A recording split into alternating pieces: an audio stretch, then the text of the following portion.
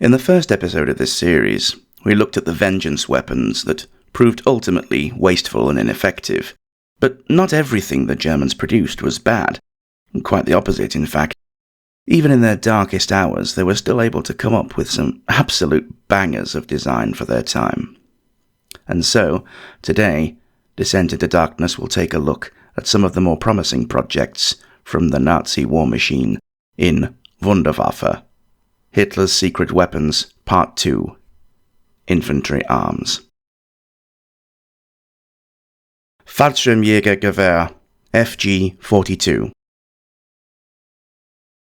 Whilst the rest of the German armed forces were more than happy with their armaments, the head of the Luftwaffe, Hermann Göring, felt that he could put something far better into the hands of his elite troops, the Fallschirmjäger, or parachute hunters. The need for a new and better weapon came about during the Battle of Crete, where the Fallschirmjäger were dropped separately from their main weaponry, only being armed with pistols and submachine guns during the drop. This led to many casualties being taken whilst the heavily outgunned German paras tried to recover the crates containing their proper armaments. Göring therefore surmised that a more compact and versatile gun was needed that the Fallschirmjäger could take with them on their jump. Göring set about pouring resources into the development of a whole new rifle that could fulfill the roles of rifle, submachine gun, and machine gun in one neat package.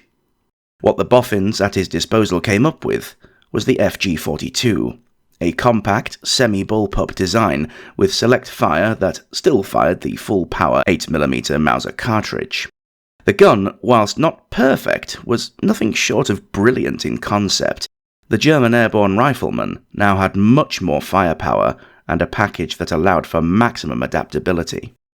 The system utilized a long-stroke gas piston that sat underneath the barrel to keep the overall profile of the weapon as low as possible.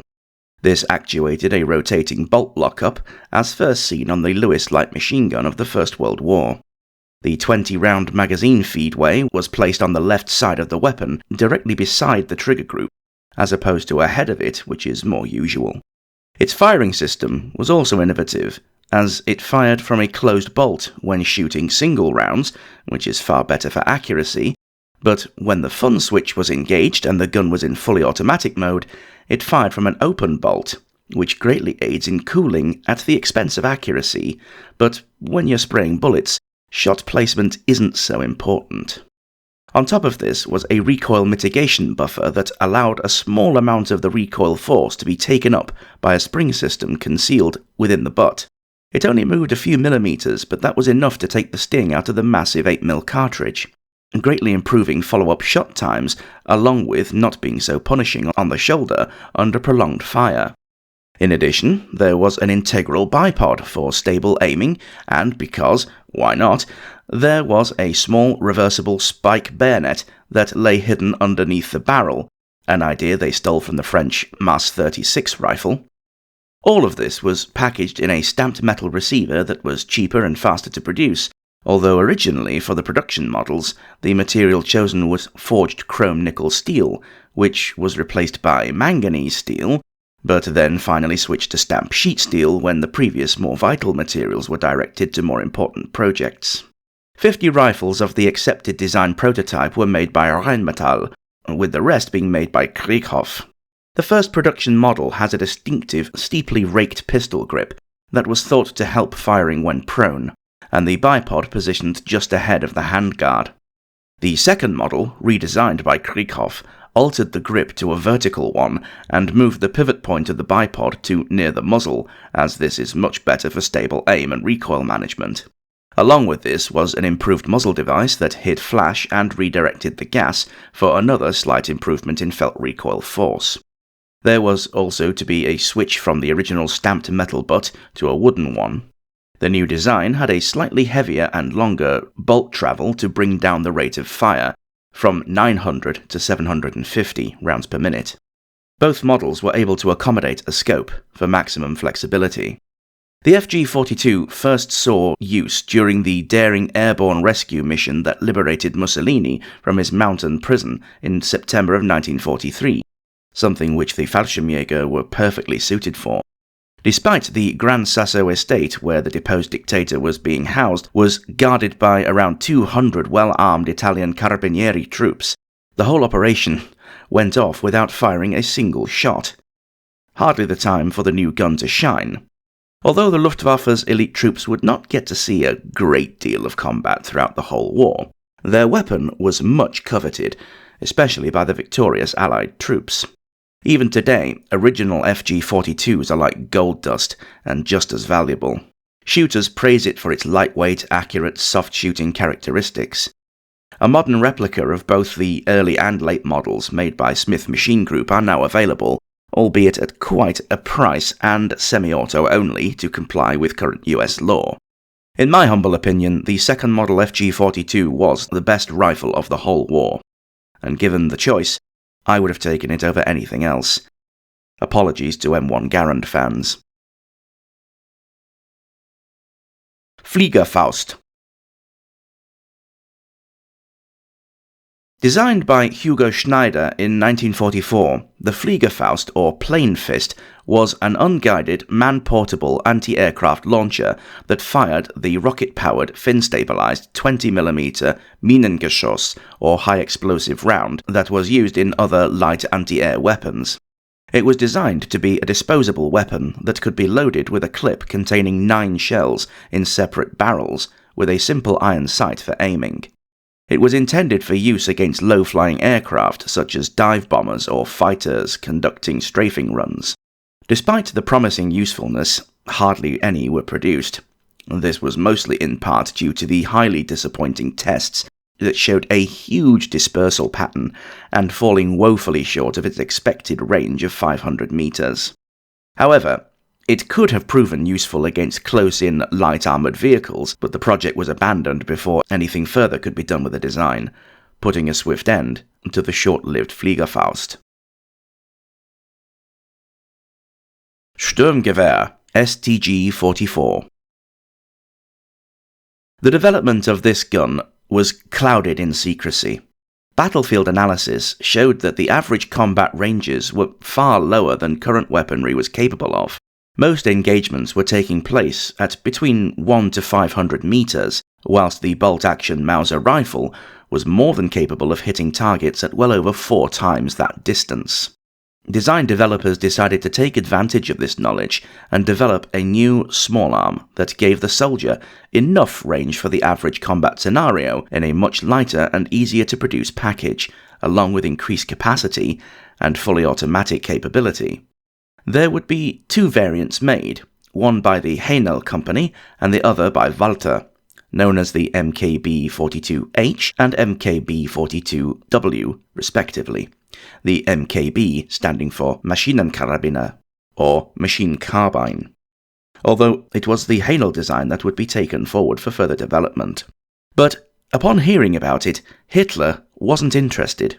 He wanted new machine guns and submachine guns that work well in blitzkrieg tactics, not rifles and carbines. And so, to keep Hitler from prying too much further into the project, it was renamed Maschinenpistole, or submachine gun, continuing under the name MP-43, later MP-44. The gun was designed by renowned German weapons innovator Hugo Schmeisser, who built a rifle that utilized as many stamped parts as possible, which are easier to produce than machined parts, and much cheaper. It used a long-stroke gas system with a tilting bolt lockup. But the real change came in the form of the cartridge it fired. Instead of the full-power Mauser cartridge used in the standard issue K98K rifle, designers took the same casing and cut it down much shorter. This gave less space for powder, reducing the power and the range, and then paired it with a shortened projectile down to 33mm. This cartridge was called 8mm Kurz, meaning short. This less powerful round, meaning a much less beefy lock system, could be used, as well as being much more manageable under fully automatic fire.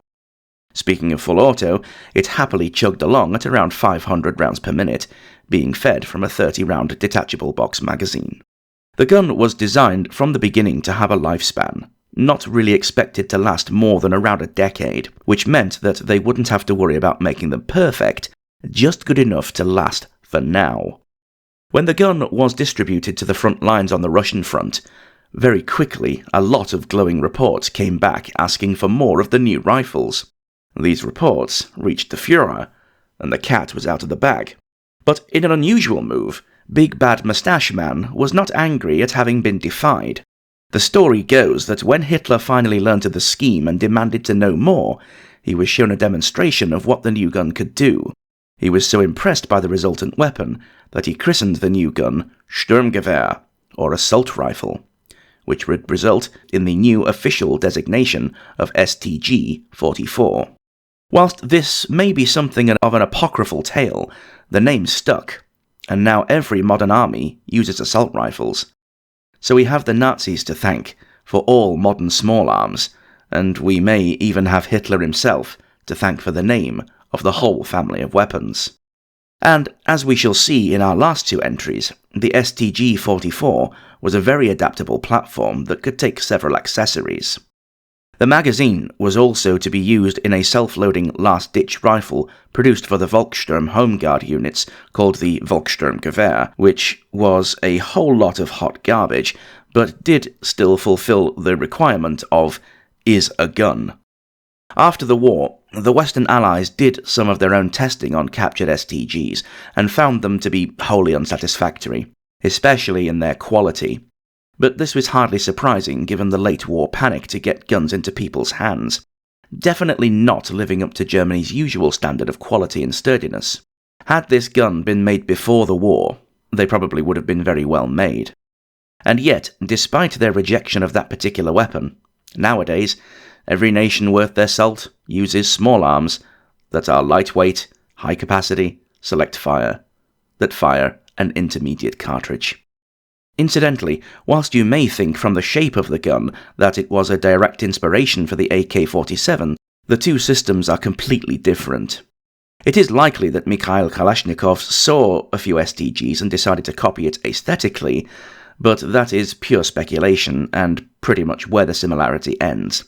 However, the 8mm Kurz cartridge almost certainly inspired the AK's 7.62 by 39mm ammunition. Amazingly, some STGs have turned up during the recent war in Ukraine, not bad for a gun that wasn't supposed to last more than about a decade. Certainly makes you wonder where they're getting hold of large amounts of 8mm Kurz from. I'm sure there are many STG owners in America who would give an arm and a leg to buy up some of that supply. Zielgerät ZG-1229, aka Vampir. On the modern battlefield, night vision is essential, as your enemy can do a heck of a lot under the cover of darkness. Modern night vision is very much a game changer when it comes to reduced light situations, especially when your enemy doesn't have it, and you do. And it turns out the Second World War gave us the first iteration of night vision. Designed for the STG-44, the Zielgerät 1229, known as the Vampir, or Vampire, was a very large, bulky contraption that gave an awful picture compared to today, but it was still a huge step forward. The system had a large spot lamp fitted on top with a special filter that only allowed near-infrared light to pass through. This was then picked up by a receiver to allow the user to see much more of what is in front of them, easily able to distinguish a standing man at around 73 meters or 80 yards. And being attached to a rifle, if a sneaky little Schweinhund is trying to move on your position, you can take an effective shot to make him wish he hadn't. The system certainly had its limitations. As mentioned before, the picture is atrocious, and the battery needed to power it was massive, needing to be housed in a pack on the soldier's back. The scope and lamp by themselves weighed just over 2¼ kilograms, and the battery pack an extra 13.5 kilos, along with another smaller battery housed in a reused respirator tin that just powered the image converter. It didn't use pure infrared like modern systems, and therefore couldn't make out body heat signatures. The system was also very delicate, and the short range made it all but useless for snipers or machine gunners.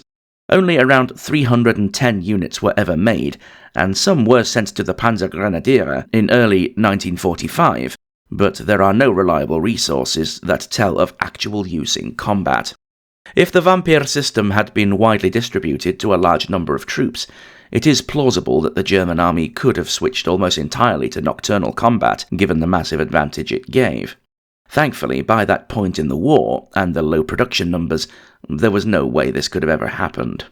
The US forces did begin to experiment with their own version, which was mounted on an M1 carbine, but because of the size and limitations of the whole package, it wasn't deemed viable. Krummlauf. Have you ever wondered how to stay concealed from your enemies when shooting around a corner or over an obstacle? Well, so did the Germans. Designed as an attachment for the STG-44, the Krummlauf was a 30-degree bent barrel that fitted over the end of the muzzle. For the convenience of the shooter, a periscope was added. This allowed the user to stay behind cover, but still take effective shots. Other versions had been made that bent the barrel angle at 45, 60, and 90-degree bends, but only the 30-degree was taken to full production. You would think that a bent barrel would be blown out by the bullet, but it turns out that projectiles are quite good at behaving themselves when shot down a bent barrel, even if it has multiple bends. There is a brilliant demonstration of this done by Demolition Ranch, which I shall link in the description below. Another version of the system mounted Krummlauf devices onto tanks and light armoured vehicles for close-in defence, called Maschinenpistole Wortsatz. However, due to the extra forces imparted on the barrel by the vectoring of the bullet's travel, the Krummlauf was only good for around 300 or so shots before the rifling became too excessively worn and accuracy began to drop severely. These projectiles were also given to shattering at the muzzle, creating a shotgun-like effect. Designers tried to alleviate the pressure by drilling holes before the bend to slow the bullet down, but this had no effect. But nevertheless, it was successful, if little-used invention, that, if more widely distributed, could have certainly helped in the tightly packed urban warfare that was the final days of the Nazi regime. Whilst it would never have been anything close to a game-changer, it perhaps could have been valuable to those lucky enough to have had one. Legacy.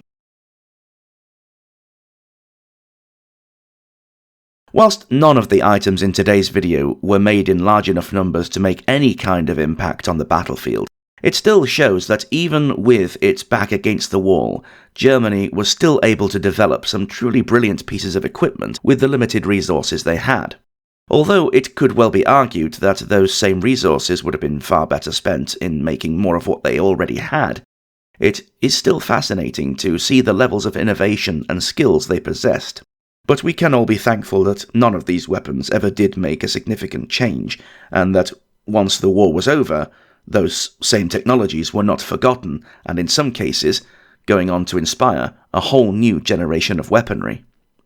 Yes, war is terrible, and it would be great if we didn't do it.